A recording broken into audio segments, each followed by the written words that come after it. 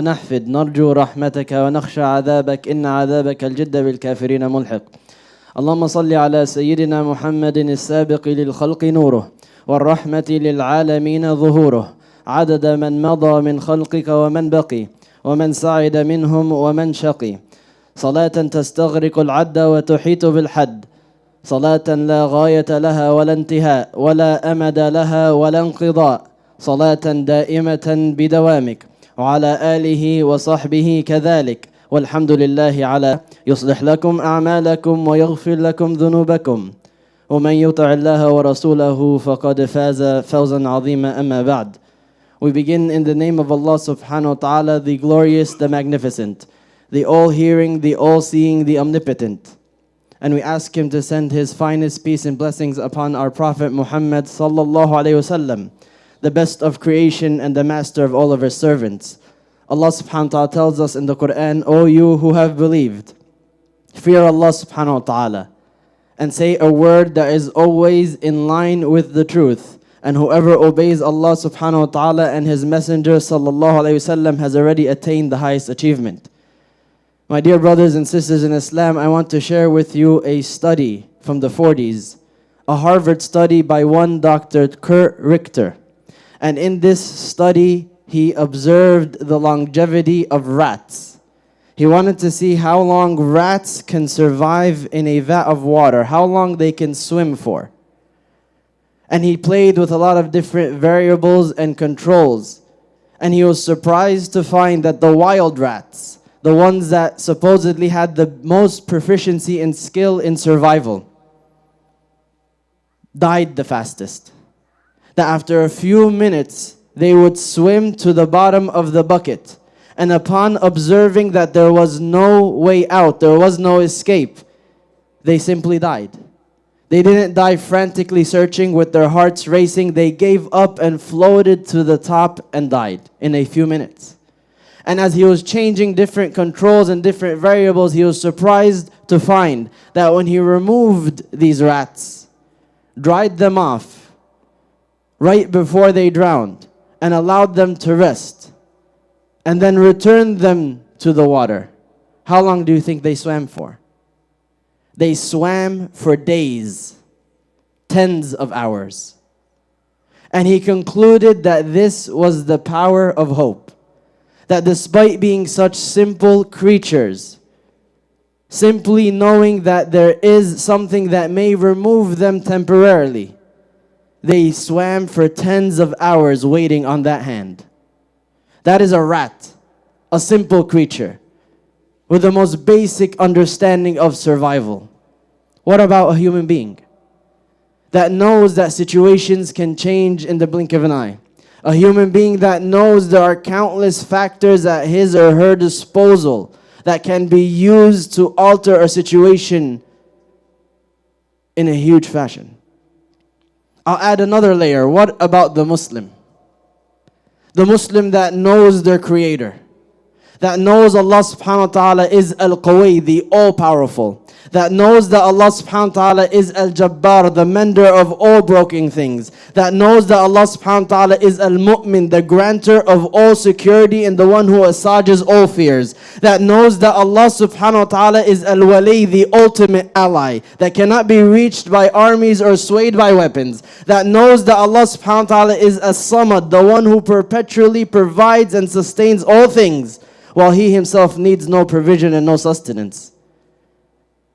What about the Muslim that reads the story of Musa alayhi salam after decades of oppression and genocide? Allah subhanahu wa ta'ala commands him to exit with Bani Israel. Hundreds of thousands of defenseless men, women and children being chased by Fir'aun with his army armed to the teeth. And when they reach the end of the line, Allah subhanahu wa ta'ala tells us how hopeless the situation looked. فَلَمَّا تَرَاءَ الْجَمْعَانِ قَالَ أَصْحَابُ مُوسَى إِنَّا لَمُدْرَكُونَ. When the two parties see one another, when they come into viewing distance, those that were with Musa said, this is the end. It's over. قَالَ كَلَّا إِنَّ مَعِيَ رَبِّي سَيَهْدِينَ. He said, impossible. No way. Irrespective of what it looks like, what we see is irrelevant. Allah subhanahu wa ta'ala promised something. and it will come to pass. The Muslim who reads the story of Yusuf alayhi salam, after 30 to 40 years of their situation not improving the least, losing 2 sons, they are now in a famine, they are starving. They have no means at their disposal. Yaqub alayhi salam goes blind from how much he cried. And then he tells his sons, يَا بَنِي يَذْهَبُوا فَتَحَسَّسُوا مِنْ يُوسُفَ وَأَخِيهِ وَلَا تَيْأَسُوا مِنْ رَوْحِ اللَّهِ. O my sons, go and search for some news of Yusuf and his brother. It's not over. After all of this time, do not despair in the help of Allah subhanahu wa ta'ala. إِنَّهُ لَا يَيْأَسُ مِنْ رَوْحِ اللَّهِ إِلَّا الْقَوْمُ الْكَافِرُونَ. None despair in the help of Allah except a disbelieving people. A Muslim would never do that. When was this surah revealed? This surah was revealed 10 years after oppression and persecution, when the Prophet Muhammad ﷺ himself had reached his breaking point. After 3 years of boycott, they left them to starve, that they forced them out of their homes. They prevented anyone from feeding them or buying or selling to them. They forced them in the middle of the desert under the elements, that at night you would hear the wailing of women and children from hunger. That at the end of this boycott, at the end of this 3-year period, which was at the end of the 10th year of prophethood, Khadija falls ill and dies. And he said, sallallahu alaihi wasallam, about that incident, that the adha, the harm, the persecution of Quraysh never affected me until after her death. That at the end of this period, his number one protector, the chieftain of his tribe, his uncle Abu Talib, also dies, making him an open target for the rest of Quraysh. At the end of this period, he is kicked out of Ta'if, bloody and humiliated and broken, and it is there that he sits and he cries and complains to Allah subhanahu wa ta'ala about his lack of ability, his humiliation and his weakness in front of the people. Allah revealed this surah, and in it he revealed to him sallallahu alaihi wasallam the verse, حتى إذا استيأس الرسل وظنوا أنهم قد كذبوا جاءهم نصرنا فنجي من نشاء ولا يرد بأسنا عن القوم المجرمين. And thus, in this same fashion, some prophets almost lost hope, almost despaired, and gave in to the fact that they had been denied. But then our help came, our victory came, and we saved whomever we willed. But our punishment cannot be granted reprieve, cannot be prevented from a people who are criminals. What did Allah subhanahu wa ta'ala do at this point? He pulled him out, sallallahu alayhi wa sallam. He took him to Bayt al-Maqdis, out of all places. May Allah subhanahu wa ta'ala free it. From there he ascended through the heavens in a supernatural journey. He showed him wonders. He met all the other prophets. Legacy of people who never lost hope. He spoke to Allah subhanahu wa ta'ala. He prescribed for him the 5 daily prayers. And then he sent him back to complete his mission, sallallahu alaihi wasallam.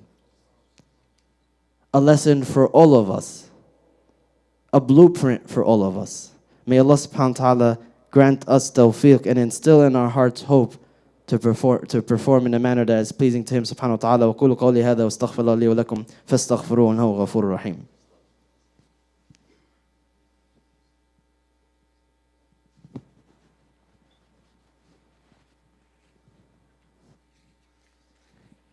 Bismillah, walhamdulillah, wa salatu wa salam ala Rasulullah sallallahu alayhi wa sallam, wa ba'd. How do you build this hope? How do you have your own reservoir to reach into in these times? The first and foremost is to know the names and attributes of your Creator. You will never have hope in a God that you do not know, that you do not love. Allah subhanahu wa ta'ala's names and attributes were revealed to us to forge this connection, to be a source of strength, to be a source of courage, to be a source of everything. Umar Mukhtar, rahimahullah, the Libyan mujahid who fought the Italian occupation in the early 1900s, they told him, you're going to get on a horse with a rifle and fight against planes and tanks. How ridiculous is that? It's a hopeless situation. And he told them, these planes, do they fly over the throne of Allah or under it? As long as it is under, I will fear nothing under that throne, because that is what I place my hope in. He knew who his creator was. How did he know that? He fought them for 20 years. And he started when he was 50 until he was 70 when they caught him and executed him. He wasn't a general. He wasn't a politician. He was a Quran teacher. That is the number one source for the names and attributes of Allah. Specifically, the stories of the prophets. First and foremost, you know who your creator is. Read about his names and his attributes. Secondly is to read the stories of the prophets. These are not fairy tales. They are not myths. They are not legends. They are a blueprint for you. That when you read the struggles of Musa alayhi salam and Isa and Ibrahim and Nuh alayhi salam, when you read the story of Yaqub and Zakaria, you will know that is not just a story. It's a blueprint for you. Their legacy is your legacy. Their struggle is your struggle. And therefore their result will be yours. It is inevitable. You cannot follow that same blueprint and get different results. Lastly, a man came to the Prophet ﷺ and he said, Ya Rasulullah ﷺ, Inna shara'a al-Islam qad kathurat alay. Islam is too much for me. A man came to the Prophet ﷺ and said, there's too many rules, there's too many things to do. I'm feeling overwhelmed. He's feeling hopeless. فَأَخْبِرْنِي بِشَيْءٍ أَتَشَبَّثُ بِهِ. Give me something to lean on. I need a crutch in the middle of all of this. What did the Prophet ﷺ tell him? لا يزال لسانك رطبا من ذكر الله تعالى. Keep your tongue moist with the remembrance of your Creator. That when you see the sunnah of the Prophet Muhammad ﷺ, you will find in every single situation, he's mentioning the oneness of Allah subhanahu wa ta'ala. He's mentioning the greatness of Allah subhanahu wa ta'ala. He's mentioning His power and His sustenance, His ability to change all situations, His ability to defend against all afflictions, His ability to simply say be and it will be. You will not have a reservoir to reach into in hard times if you're not constantly reading, revisiting, and saying these things to yourself every single day, in every single situation. And this is especially pertinent for people like us.